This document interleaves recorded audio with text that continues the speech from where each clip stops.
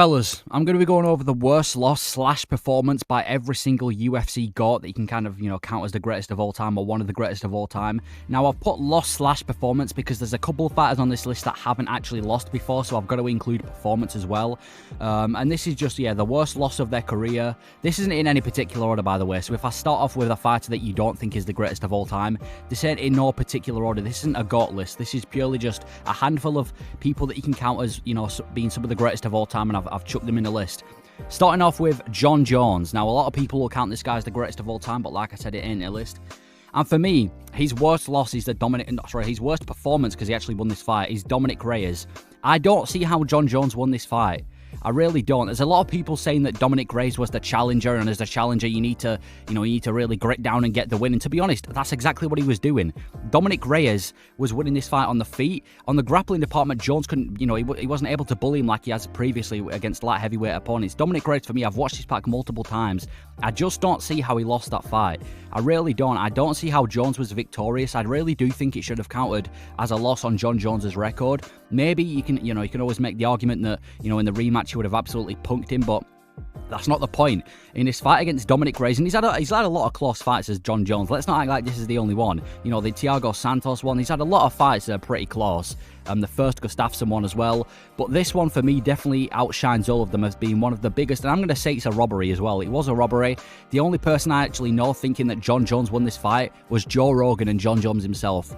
Yeah, don't see how Jon Jones won this fight. I don't think it would have taken him away. I don't think it would have stopped him from being the greatest of all time. But I mean, to count this as a win, you've got to be crazy. I don't know what was going on. Maybe some dodgy stuff going on with the judges. But one of the biggest robberies in the sport, in my opinion. Jon Jones did not beat Dominic Reyes, and he definitely shouldn't have beaten Dominic Reyes. That should have been a win for Reyes, and he kind of got done dirty there.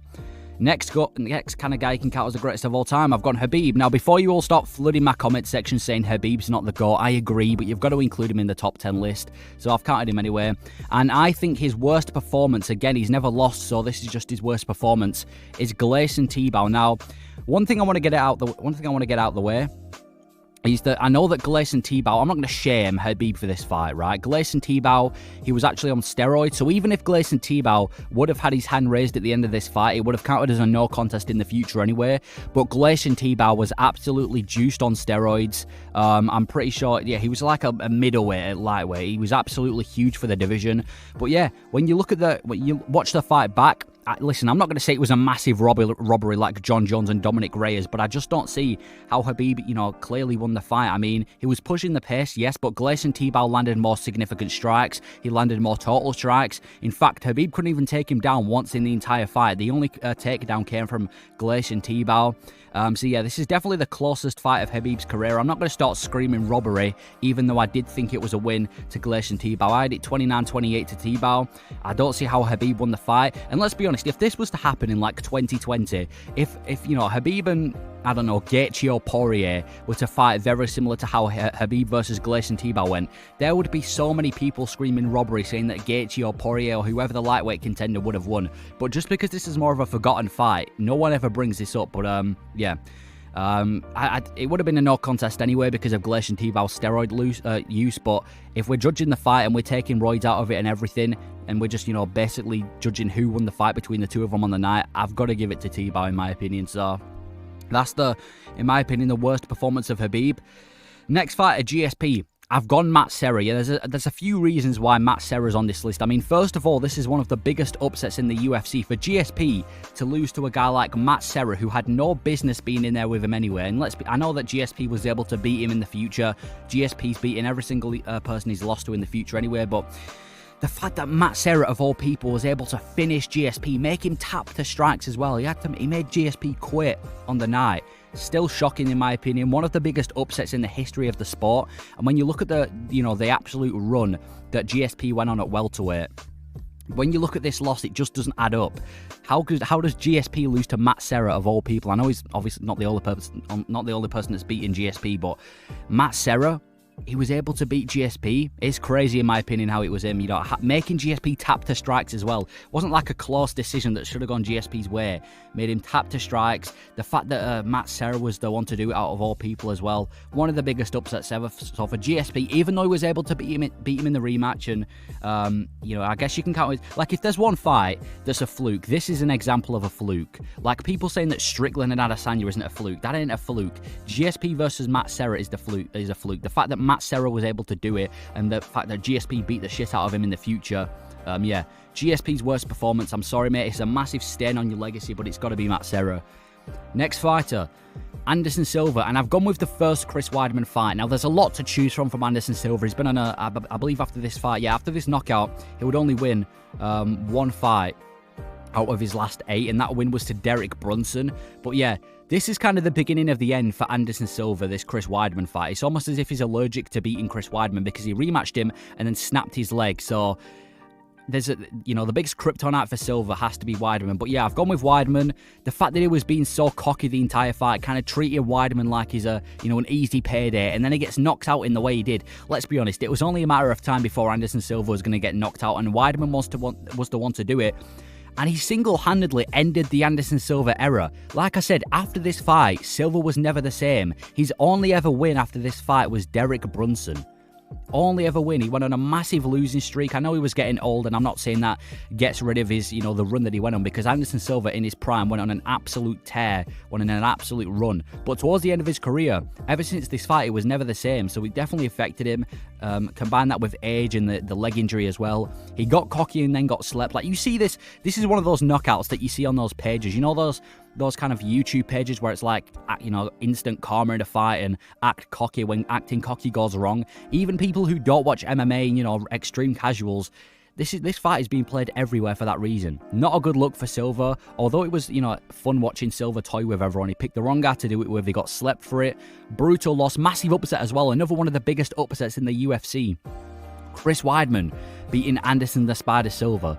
I'm not going to call it a fluke. I mean, I guess you can call it a fluke, because if Anderson Silva would have tried, I really do think he would have beaten Chris Weidman. But ever since this fight, it was never the same. So I'm going Chris Weidman for Anderson Silva. Next fighter, Jose Aldo. Yeah, greatest featherweight of all time, in my opinion. Volkanovski's close to taking that off him, but right now I'm going to say that Aldo's the greatest featherweight of all time. And his worst loss, by far, is Conor McGregor. Everyone knows about this fight. It's one of Conor McGregor's biggest fights in the UFC, the one where he took the featherweight belt off Jose Aldo. And yeah, casuals see this guy as the guy who got knocked out by Conor McGregor. And it's not just the fight itself, it's the build-up. Conor McGregor mentally broke Jose Aldo. Jose Aldo was on an absolute tear in the featherweight division. People, if you look at the people predicting this fight before it happened, everyone was going with Aldo. He was an absolute monster. Conor McGregor ruined him in the build-up to the fight.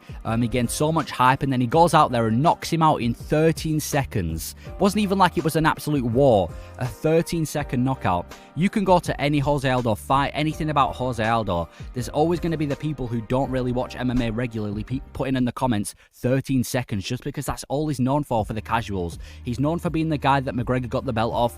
He's known for being the guy that got knocked out by Conor McGregor. And unfortunately, everyone's forgotten about, well, not everyone, but you know what I mean, like all the casuals, a lot of these big MMA fans, they've forgotten about the absolute tear that Aldo went on just because he lost to McGregor in this fight. Definitely a brutal loss, and I'm not going to say he wasn't the same after this fight, because it isn't like he went on an absolute losing streak. He's been doing his thing in the UFC, cut down to bantamweight towards the end of his career, and he had some success there. So I'm not going to say it ruined his career, but definitely the worst fight of Aldo's career. Went in there way too emotional against a guy like McGregor who wanted him to be emotional, played McGregor's game, and unfortunately had to pay the price of getting separated from consciousness. So for Jose Aldo, definitely the Conor McGregor loss that stings the most for him. Then I've gone Demetrius Johnson, the greatest flyweight of all time. And I'm not actually going to pick a UFC fight for this one. He's had a few losses in the UFC, but I'm going to have to pick the Adriano Moraes one. This was definitely, in my opinion, the worst loss of Demetrius Johnson's career. Now, it wasn't in the UFC, it was in ONE FC. And out of the 4 losses that Demetrius Johnson has suffered, this, in my opinion, is the worst. It's the only time he's ever been finished, first of all.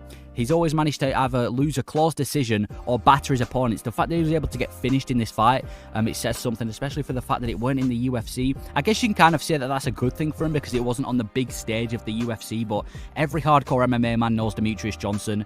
MMA fan, I mean. We all know Demetrius Johnson, so everyone was tuning into the fight regardless, but getting finished by Moraes, and I know, again, kind of like GSP was able to beat him in the future, very similar to how he actually got knocked out, in fact. But yeah, it wasn't a good look for Demetrius. Well, I'm not going to say it wasn't a good look, but it wasn't great for Demetrius Johnson. But you know what? Again, I'm not going to say he wasn't the same after this fight. Demetrius Johnson's still competing and winning to this day. You've got to respect it. Demetrius Johnson has been great for so much. Like, the one thing I kind of don't like when people argue about the greatest of all time is where they like to say that a fight is great for being good only in a certain period of time. People like Demetrius Johnson, he's been great for as long as you can remember. From the old days of the flyweight division to current days, Demetrius Johnson has always been great, and even though this was a bad loss, it didn't ruin him at all. He was able to beat him in the rematch, but unfortunately, the fact that he got finished in ONE FC against Moraes, I'm going to have to say that this is his worst loss. And then finally, at featherweight, Volkanovski. And again, don't be saying Volkanovski's not the greatest of... Well, he's definitely not the greatest of all time, but he's definitely in the top 10 list in my opinion. If he keeps on winning at featherweight, he's going to be overtaking Aldo. But his worst loss, absolutely, is the recent loss, his most recent fight against Islam Makhachev. Yeah, there's multiple reasons. I mean, first of all, the whole argument from Volk fans saying that, listen, he won the first fight against Islam Makhachev, he's just simply better. And, you know, to be honest, you can still hold that opinion if you want, but it's kind of irrelevant now that he's fought Islam again. Yes, it was on 12 days' notice, but he got brutally knocked out. First time he's ever been finished in the UFC as well. He's always looked pretty much unbeatable in the UFC. It looks like he's unbeatable everywhere. And the fact that Islam Makhachev, and I know he's a great striker as Islam, but, you know, he's viewed as being this heavy grappler, was able to knock out an insane striker in Volkanovski. It wasn't a great look for Volkanovski. I know it was on 12 days' notice, so I'm not going to shame him too much. And it kind of poses the question. Listen, I do think Volkanovski is going to be Ilia Topuria. I don't think he's washed or anything like that. But it does pose the question, is Volkanovski going to be the same after this fight? Is he going to be the same? It's the only time he's ever been finished. He's just been brutally finished in the first round against Islam. Is he going to be the same? Is it going to, you know, have a mental toll on him? Is he going to, I don't know, is his chin going to get way worse after this fight? Settles the rivalry between them. And I think Volkanovski definitely regrets stepping in on short notice. I actually thought Volkanovski would have beaten Islam Makhachev in a rematch, but obviously I assumed it was going to be with a full camp, not on 12 days' notice. But yeah, wasn't the most wise decision of Volkanovski. So I'm going to say that the Islam loss is his worst loss. And yeah, let me know if I missed out any people in the GOAT list, any fighters who you would class as being some of the greatest of all time, and if you would have changed any opinions around it. But yeah, that is my personal list for the worst loss / performance by every UFC GOAT. And yeah, that's all I got to say. Thank you for watching.